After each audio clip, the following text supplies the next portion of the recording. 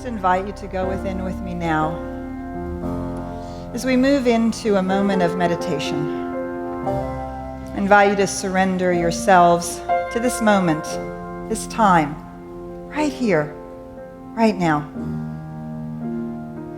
Allow yourself to follow my voice as we go deep within, taking a deep breath.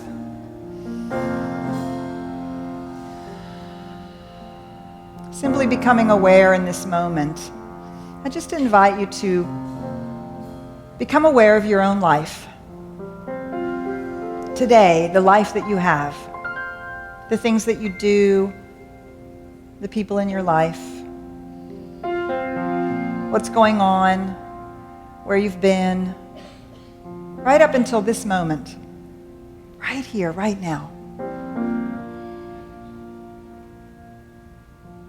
This is your life.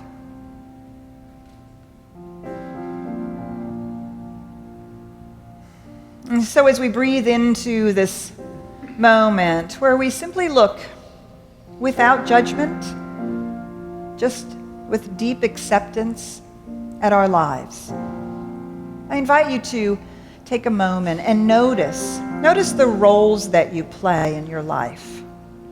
Boss, employee. Maybe you have a title at your job. Maybe you have the role of scoutmaster or member of the music team. Whatever titles and roles that we play in our lives, let's take this moment and simply surrender them back to the divine, because they're not who we are. And as we continue to look about the life that we have in this moment, this life today, just take a moment to notice the things that you do, the places that you go, work and home, CSLDallas, maybe the coffee shop or the library, the activities that you're involved in. You go skating or swimming, mountain climbing. The things that we do, let's just allow ourselves to surrender them to the divine, because they're not who we are.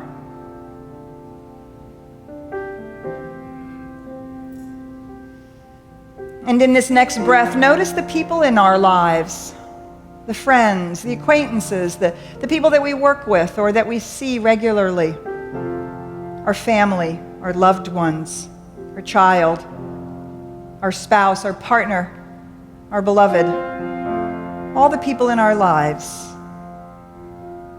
Let us surrender them to the divine, because they are not who we are either. And so here we sit, having released our titles, our roles, our relationships, our work, our doingness. Here we sit in this moment, right here, right now, on this chair, in this sanctuary, at this time. We can cast our mind into the future, our hopes, our dreams, our plans, our vacations, our fears about the future, all that stretches before us that hasn't yet occurred. And we can surrender that to the divine, because that's not who we are. And if we cast our minds into the past, our memories, the joyous experiences of childhood, the regrets, the unforgiveness, the accomplishments, the achievements, the things we wished we would have done, all of our past, the story of who we've been, let us just surrender it to the divine, because that's not who we are. And so here we sit in the eternal here and now, in this place, in this time, in this sanctuary, right here at this moment. And now we can surrender our awareness of our physical body and the physical universe in which we live, our senses, the chair upon which we sit. We surrender all of it to God, because it's not who we are.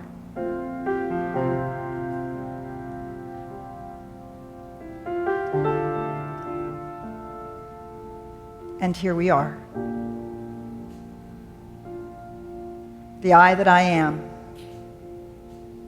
The soul that is the precious life of the divine manifesting as each one of us. This is the truth of who we are. This is the truth of all beings everywhere, of all people across the planet, whatever faith walk, whatever house of worship they're in, of every life, unfettered.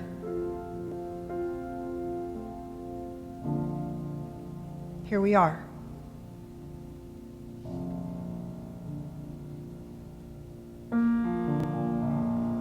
And so with the breath now, we can take back up our bodies. And we can take back up only those parts of our lives that we choose, and the rest we can simply leave behind because they are not who we are. Take up only that past and future that you choose, only those relationships and roles that you desire, only that way of being in the world that is the best of who we are. Everything else, we surrender to the divine. This is who we are.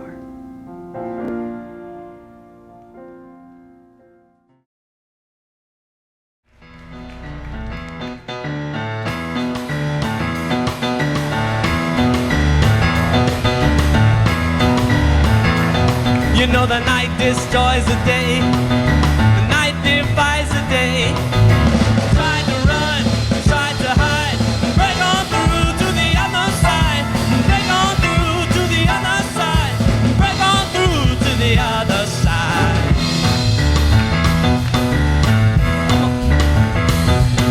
We chased our pleasure here and dug our treasures there. Can you tell the times we cried? Break on through to the other side. Break on through to the other side. Break on through, yeah.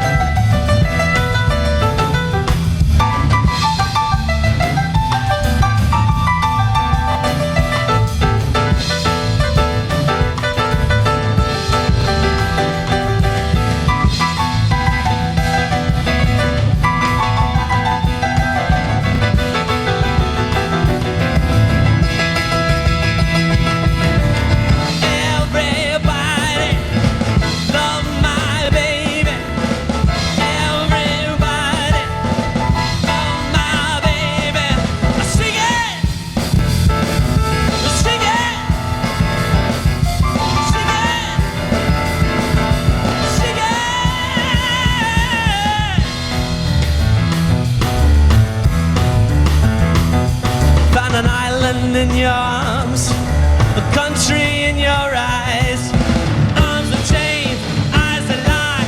Break on through to the other side. Break on through to the other side. Break on through. Not made to sleep, week to week, day to day, hour to hour, day to sleep, the deep and wide. Break on through to the other side. Break on through.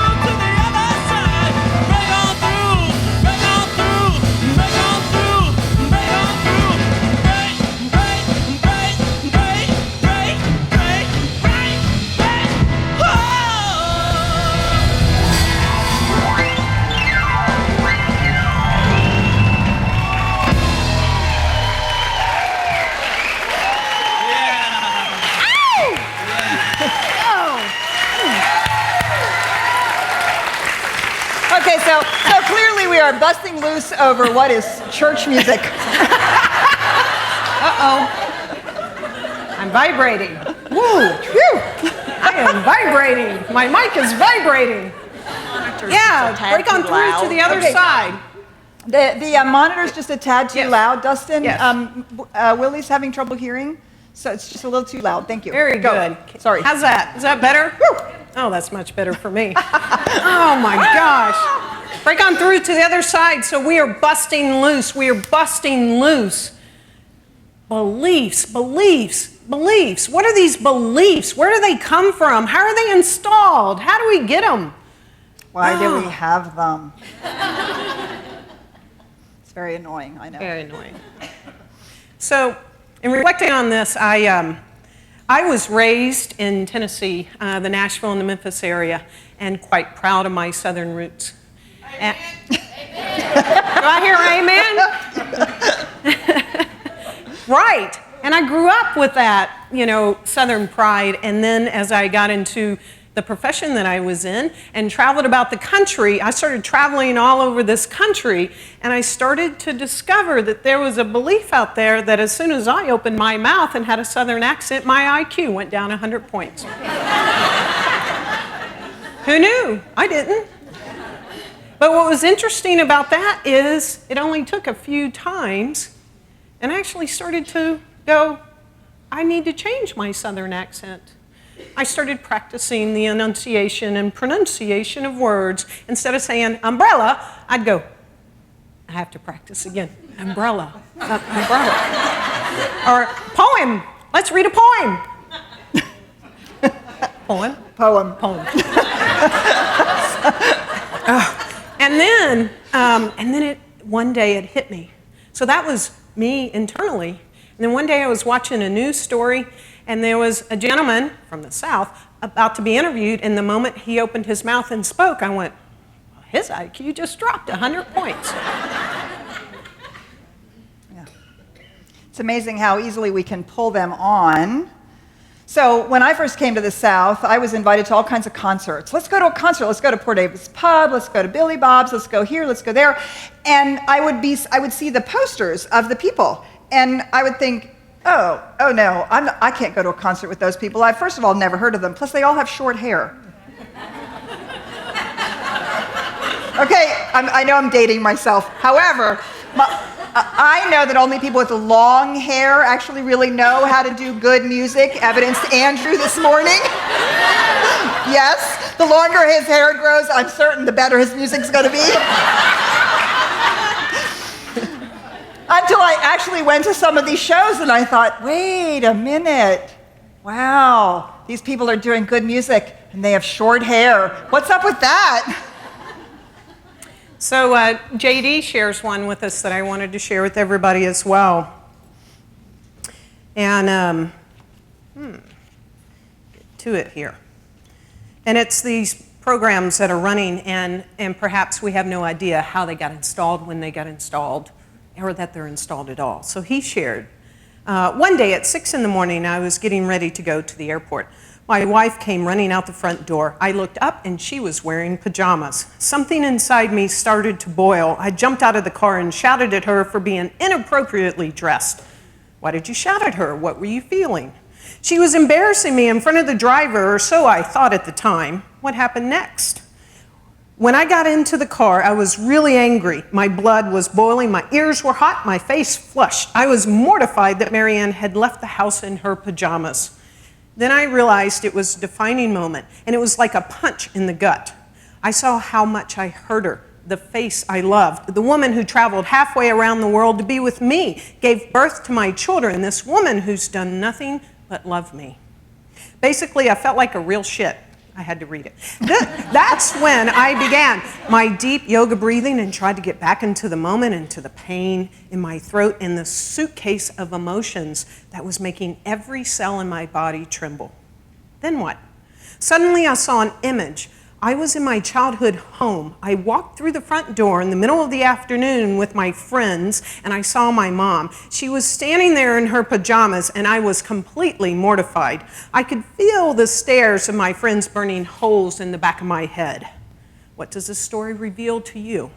I was yelling at my wife 35 years later, but it wasn't her I was yelling at, it was my mother. There she was, standing in the middle of the hallway of the afternoon looking like a lazy bum in front of my friends. It made me feel incredibly ashamed.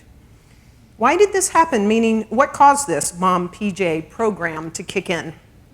The way I see it, there had to be two things that took place at the same time. First, someone that represented my mother had to be in pajamas. And secondly, she had to be in front of someone who I felt would shame me. Precisely. That kicked on the Mom PJ execute switch in your subconscious mind. Now tell me, how did the Mom PJ program get installed in the first place?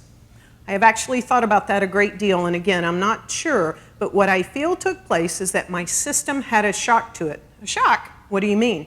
I think of the program creation process like taking a picture. I was caught by surprise by something that the child inside me perceived as embarrassing, and my memory took a flash picture and stored that event and emotion in every cell of my being. Is that Mom PJ program gone now? I guess we'll find out. So how does this work? JD spends quite a bit of time developing the idea of how this works. It's not dissimilar to what we teach in the Science of Mind. And if you've been reading the book, you'll notice it's a conversation that he's having. He's having with some enlightened, some we don't know yet who, and there's this question and answer, and he leads us through some amazing exploration of this. So let's take a look at what he teaches us and how that relates to what we teach in the Science of Mind. So JD talks about that there is a conscious mind. We have a conscious mind. That is our awareness of today's reality, right? You're right now. Hopefully you're awake. You're not sleeping, are you? Okay, so hopefully you're awake, paying attention, alert, and actively interested in what's going on around you. Then we have the subconscious mind, which is the place where we know that all these programs are installed. And then he talks about the unconscious mind. The unconscious mind as the place where the systems that handle our bodies are running. So JD is going to talk about the conscious, the subconscious, and the unconscious mind. Now, for those of us who practice Science of Mind here at the Center for Spiritual Living, if you've taken classes or you're new, I don't want you to be confused. So we talk about the conscious mind in the same way as that mind that is the alert, conscious awareness that's present to the moment, right? We are now having this experience of being in our conscious mind. And then Ernest Holmes calls this the universal subjective mind, and it's the same thing as what JD's talking about when he talks about the subconscious and the unconscious mind. In Science of Mind, those two things are conflated into the universal subjective mind. JD goes on to describe what's happening here. So our conscious mind, we can think of like our RAM. If we think of our lives like a computer, our conscious mind is our random access memory. That's what we're working on right in front of us. It's what's on our desktop. It's as we move between programs, and it's, well, we hope we have enough random access memory, don't we? And if we don't, things get a little slow. And it's not because there's too much on our desktop. It's because what? There's too many software programs running in the background. So in our subconscious mind are these programs, these software. They're like our software programs, like all the programs that you've installed, plus all those pesky ones you got when you bought the computer and you don't know how to get rid of. Right? All those that continue that boot up, and every time you start up your computer, they boot up and they run in the background. So we have all those, then we have all the programs that we're opening. That's all of that is happening in our subconscious mind, or as we teach here, in our universal subjective mind. That's all going on. And then beneath that, JD talks about our unconscious mind is where the operating system is. In the universal subjective mind, that's like our operating system, whether you're a Mac user or a Windows user or a Linux user, right? That's the operating system and the hardware on which all of these programs are running. And we have all of this going on all of the time. And one of our jobs is to understand how it works, so that we can actually participate in the programs that are running on our own computer. So we can take a look at this a little bit differently. He talks about this in a slightly different way. So if we go back to our conscious mind, he says that our conscious mind everything begins with an intention. Now, let me read to you what he says about intention. Whether it's praying or dreaming, the underlying motivation behind all intention is either a fear or a desire. That's it. The underlying intention, the underlying motivation behind all intentions is either a fear or a desire. Every thought has its root in one of these motivations. And this first thought is the intention, the beginning of the thought process that tunes your receiver to pick up information that helps you achieve your goal. Either your goal of playing out your fear or your goal of moving towards your desire. So that intention becomes thought. The thoughts that we think, the thoughts that we are experiencing in our conscious mind, the conversation we're having about what's going on in present tense reality. But what's also happening is, as we know, in the universal subjective mind, our beliefs are being activated. That's the software program. Our beliefs are being activated. They're living in this universal subconscious mind. Now, he says something really interesting about beliefs. We have a lot of conversation and semantic kind of wrestling. Well, if we believe it, we don't really know it, so we have to really know it. But we don't want to know it intellectually. We want to actually believe it. We want to actually believe it, and so we kind of go round and round. And so he defines a belief as an idea that we act on. If it's an idea that we have that we don't act on, that would be called ideology. The idea that God is all there is one thing. But to act on the idea that God is all there is means that we actually believe that to be true. So our beliefs are ideas that we act on. And these are the programs that are installed. These are the programs that are installed in our subconscious mind and that are operating and running. Now, all of this, as we know, is happening within the one mind of God. Our mind and God's mind is the same mind. It's the one mind of God, and it's happening in the one law of God, the law of creation, the co-creative process that we speak about.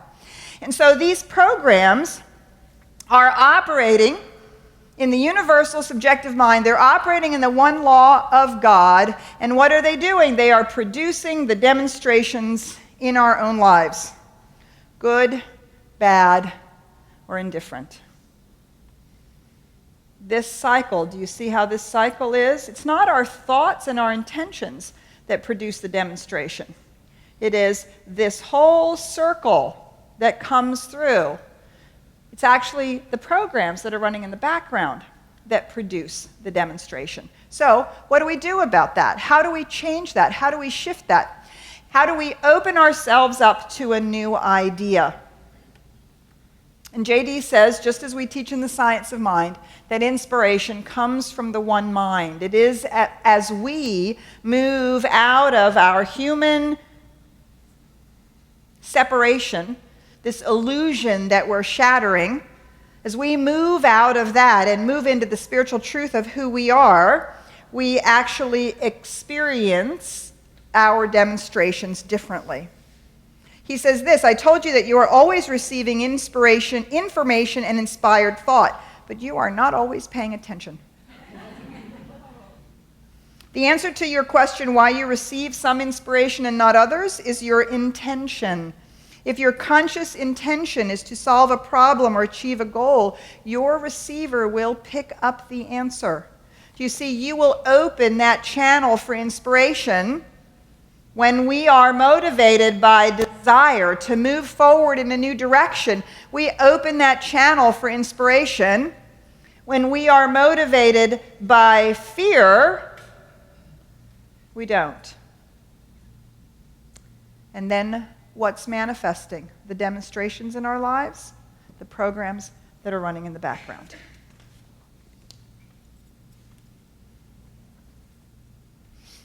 So let's talk about this. Let's look at these old ideas. Again, these are the programs, and they are either faulty or they're outdated. Okay, how many Mac users do we have? Come on, don't be shy. I'm one. Okay, so our operating system right now is OS 10, right? Are any of us really running on 2? Windows. Come on, folks, Windows. Windows, I know, admit it, it's okay. Okay, so isn't it Windows 8 right now? Anybody running on Windows 3? VA. The VA hospital is. VA. Joe says VA is. Okay, that's a whole nother topic, Joe. We're not going there today. So, you know, when I opened up my computer, albeit Mac, when I opened it up this morning, it said, oh, you've got some software that needs updating. And don't you also notice some of them that say these are critical updates, like critical, you've got to update it now or the software could not work. And so everything, if you really think about it, it's moving over time. Therefore, they can get outdated very quickly. And all of this is the lens and the filter through which we're seeing our own reality. And are we taking the time to understand what these programs are, and do they need to be updated, or were they faulty in the first place? For example, in the past, I was in a relationship and somehow I got a program, a software program installed inside of me that I could keep a relationship if I would just buy love. Someone would want to be with me. And it just so happened that the person that I was with was from a very wealthy family. And it just so happened I was making pretty good money at the time. And this person was actually a school teacher. So what did I do? I tried to buy love to stay in the relationship, to keep the relationship going. And so I bought the Moroccan rug or the ball and claw dining room set. I could go on. And I really thought that if I bought love, that it would work. Well, a few years later, to my surprise, the relationship ended and out walked the Moroccan rug and the ball and claw dining room set, and I was $40,000 in debt. So I either needed to update that belief, that program, or hit the delete key. And thank goodness I have, right? Also, I had to either update the program or hit the delete key. That Southern people aren't so intelligent. We are pretty darn smart. Can I get an amen? Amen. Okay, thank you. I'm so happy to be back in the South. Okay, so J.D. tells us that a belief is a collection of ideas, thoughts, and theologies that are based on experiences. So I had an experience. It was a personal experience. Some are personal, meaning it happened to them. When they stuck their finger in the burning candle, they were burnt. We've had those, right? Personal experiences. Then, most beliefs, however, were learned from the experiences of others at home, in school, or from other books. I was recently listening to a conversation between two people. And the conversation sort of started where this first person said, well, you know, I really believe that this country was founded on the Christian God, and we should all get under the umbrella of the Christian God. And so that's what our founding fathers built this country on. And actually, that's not true. It's not true. I don't know that you'd read that in a history book. It's actually not exclusively a Christian God. It is an interfaith God. And in fact, the founding fathers and the men who wrote the Declaration, the Constitution, were primarily deists. And so they believed in something outside of themselves, this great energetic force, but it actually had nothing to do with the Christian God. The conversation continued, and it's like, Pledge of Allegiance, and our money says, in God we trust. Well, actually, we weren't founded with that. It wasn't until the 1950s that we added, in God we trust. And it was to sort of flush out communism, the atheists, let's say, because who would carry around with a dollar bill in their pocket if they did not believe in God? So that's just an outdated or a faulty program running. And so how many of these do we have in our lives? J.D. tells us you need to remember that these programs dictate how you perceive reality, and they influence all of your actions, behaviors, and thoughts. Whenever you are doing or saying something that deep inside you, you know it's not you, that is a faulty and outdated program running. So there is that which is within us that we know, that as we're continuing to move about in the spiritual life, that it just says, this doesn't feel right. Is this really running me? What is happening? And it's perhaps a faulty or an outdated program, and we either need to update it or delete it. So Dr. Petra is leading this week's Wednesday nights, or this month's Wednesday night series. And actually, the Wednesday night series started before the Sunday talk. So the Wednesday night series, you folks are ahead of the game. So they've already talked about this a little bit. And next week, she's moving into how we can actually let go of suffering and confusion. So it's sort of time, don't you think? I mean, like this morning when I opened up my computer, it said software update. Maybe it's time for us to update some software right now. What do you think? Okay, that helps. Okay, so it's time to shatter some old beliefs and do that. So, I am no longer afraid of being prosperous and successful. I am no longer afraid of being prosperous and successful. I revel in the abundance of the universe. I revel in the abundance of the universe. I release judgment and needing people to change. I release judgment and needing people to change. I accept people for who they are. I accept people for who they are. So I want you to just take a moment and think of yourself and go inside yourself and go, really, what program am I running on that's running me? What program perhaps needs to be updated or even deleted? And just be with that for a second and get one or two.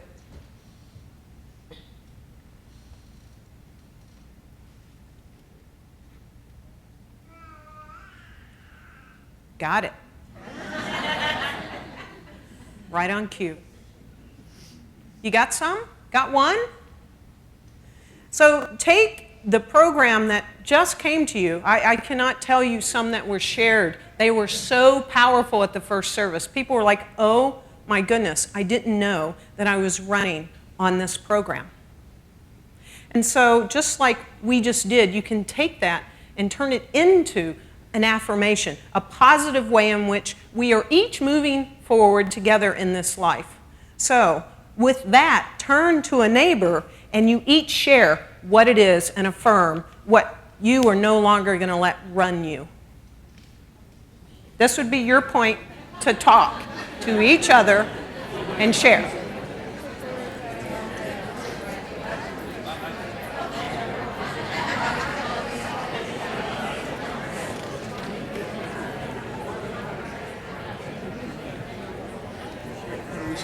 Oh, you did? No, what are we sharing? Oh. What we're running release of? I work in cloud computing, so the program's always updated. So don't forget to release and then update. For your life. Update.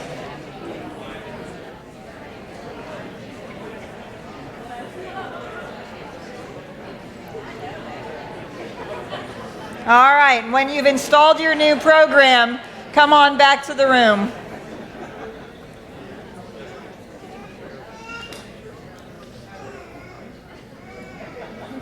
So do you see when I am no longer willing to be afraid, when I'm no longer willing to be run by my fear, that means we are deleting old programs. We're hitting the delete key. I am no longer willing to let this run my life. And when we say, I am, I will, I do, I have, I can, we're installing new programs.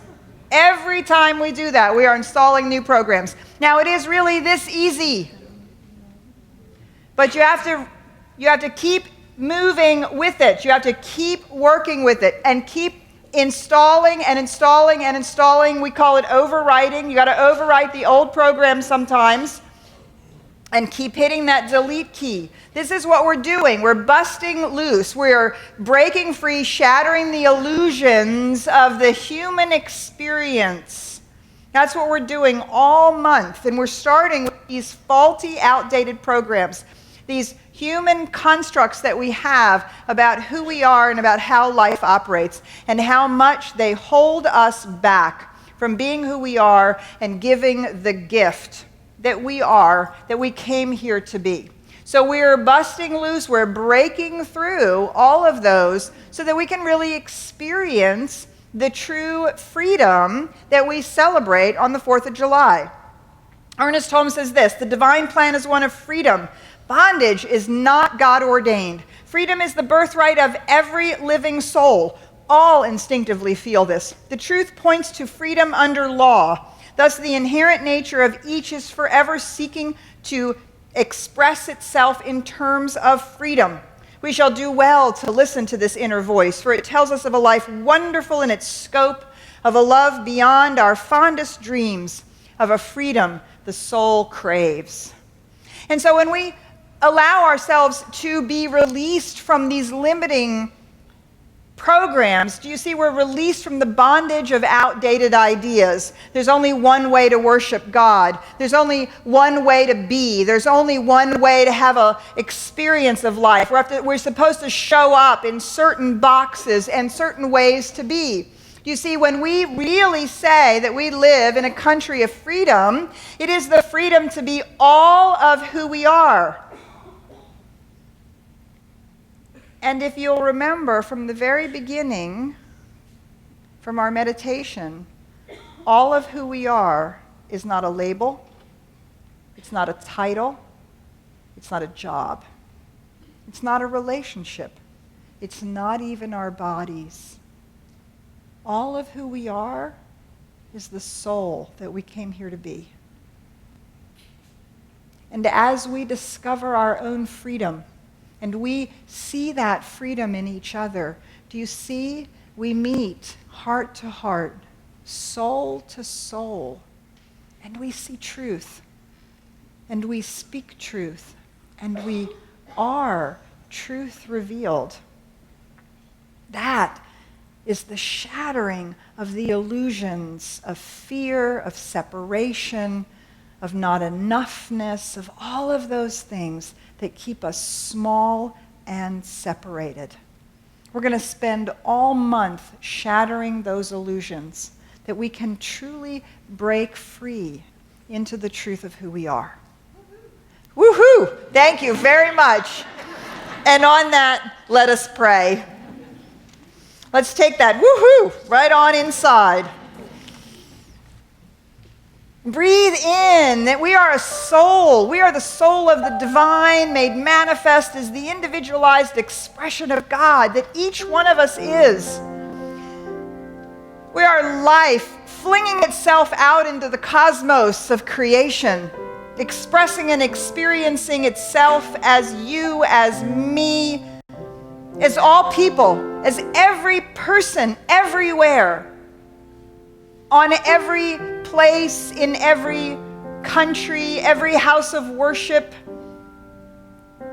wherever the soul finds itself expressed, there is life unfolding. And it's happening right here where you and I are. And as we breathe back into that place where we found ourselves in our meditation this morning, we breathe into that unfettered, completely free, open, heart-wide expression. We are unencumbered by the past, unencumbered by the future, unencumbered by any of the chains that bind us, and we find ourselves standing free in the love and the light and the presence of God. So this morning, as we make our affirmation and we say our declaration, let us exorcise those old programs. Let us hit the delete key. Let us update them into the truth of life itself, the very presence of love and joy, of beauty and the divine abundance of reality, right where we are, for ourselves and for all.